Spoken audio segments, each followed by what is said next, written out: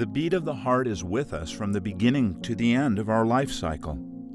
And yet, most of us have been introduced to their heart as just a 10-ounce muscle that pumps our blood and maintains its circulation until we die.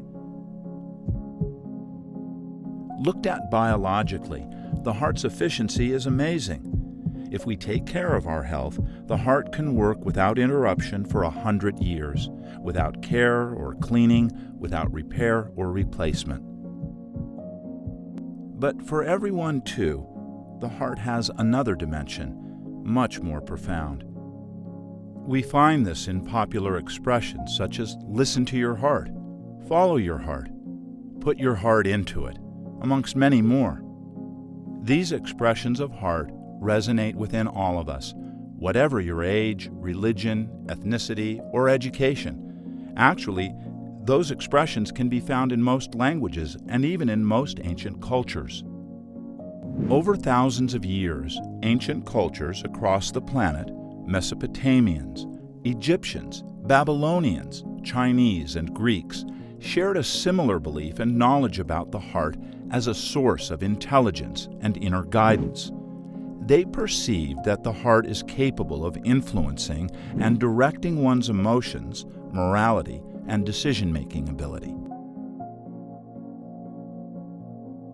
Modern science is showing us that what has been said for thousands of years is true. We now know the physical heart is an information processing center in the body, sending important signals to the brain and the rest of the body. It has a complex nervous system called the heart brain that talks to your head brain. It produces a powerful electromagnetic field that is imprinted by your emotions.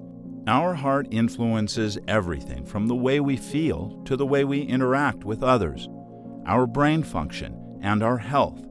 Yes, your heart at a biological level is talking. The question is, are we listening? The heart's intelligence is not just physical. It encompasses some of the highest qualities we have as humans.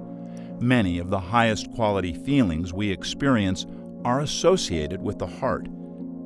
They would include emotions like appreciation, care, love, kindness, patience, and compassion. Their transformational value is born from our energetic or spiritual heart, which affects the physical heart's information. The heart is also associated with a deeper source of wisdom, an intuitive knowingness that bypasses normal, logical, linear thought patterns. This is often called the voice in the heart, and known to support us with much better choices and direction throughout life's interactions. Our heart's intuition is the voice of our true, authentic self. When we're in connection with that part of ourselves, that's when we're able to move beyond our limitations and accomplish things that can surprise us. Qualities of the heart are usually talked about in terms of the emotions that we feel. Love and care and compassion, appreciation, those type of emotional qualities are often associated with heart. But also there are others, like our nobility, dignity, honor, courage, kindness, patience. All of those are what I call the qualities of the heart.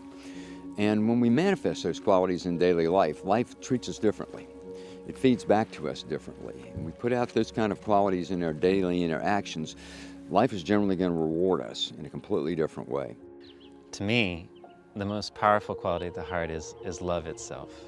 So if you could see an entire rainbow, and love is all the colors of that rainbow, you could break down every quality of the heart inside the color spectrum of that, whether it's care, compassion, really powerful one, because that helps not only you liberate yourself from the stress, and it helps healing, but it helps others and lift them.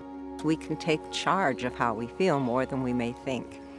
And so learning to connect with these heart qualities, activate them, nurture them, actually send different signals from the heart to the brain that change how we perceive and give us more ability to choose how we respond to situations that are best for ourselves and others. Quality of the emotions we experience, things like compassion, appreciation, or gratitude, just feeling good, that the heart sends a very different type of signal to the brain than when we're feeling stressed or things like impatient or frustrated, anxious, these types of things. When we're working with the military and things like courage, dignity, honor, those are core heart qualities that help lift them. When I'm working with healthcare, compassion, care, kindness, those are heart qualities that equally lift one's nature. But you just have to be honest with what's meaningful to you. So now we're starting to have a scientific understanding that these higher quality emotions that people have always associated with the heart really do affect the way the heart beats and the quality of the neural signals being sent to the brain, which it then interprets. And so I think it's important to understand that, heart is about a lot of things. Certainly it's about intuition, certainly it's about the physical heart, but it's also about these amazing heart qualities that lend themselves to providing the richness and fulfillment that we all deserve.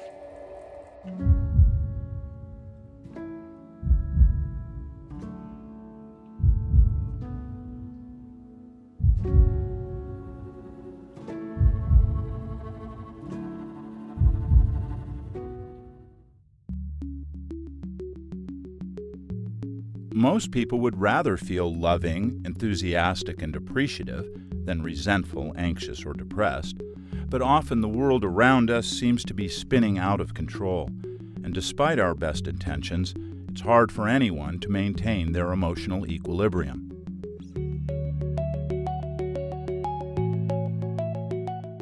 Unfortunately, without our heart qualities being activated, life can become a much darker place. It doesn't have to be this way.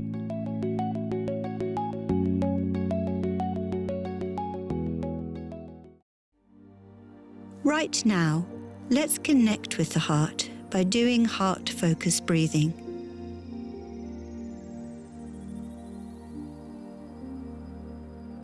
Focus your attention in the area of the heart. Imagine your breath is flowing in and out of your heart or chest area, breathing a little slower and deeper than usual.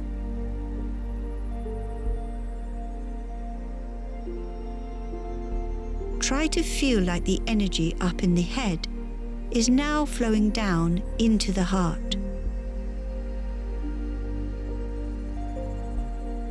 Keep your focus there and breathe deeply and slowly in a casual, steady rhythm that feels comfortable to you.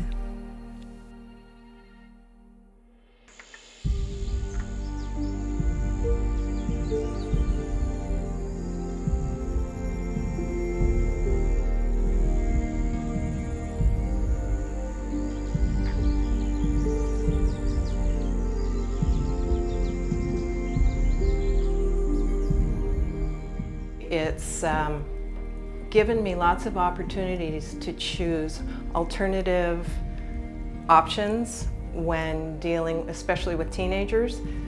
There were times that teenagers know a way to incite an inflammatory response, and just taking that moment to stop and breathe for a second, I at times felt like I had a personal coach on my shoulder that would say, or you could say it this way.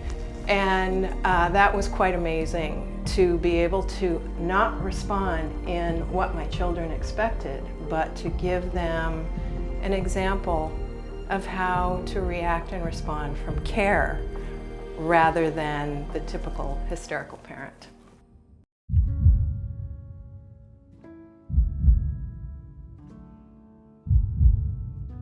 What are you feeling?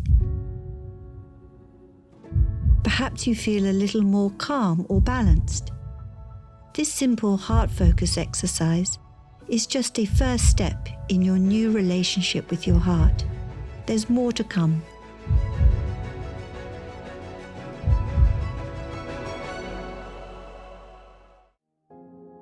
You now know more about your heart's intelligence, and you have experienced heart-focused breathing. In the next chapter, you will learn more about the science of the heart.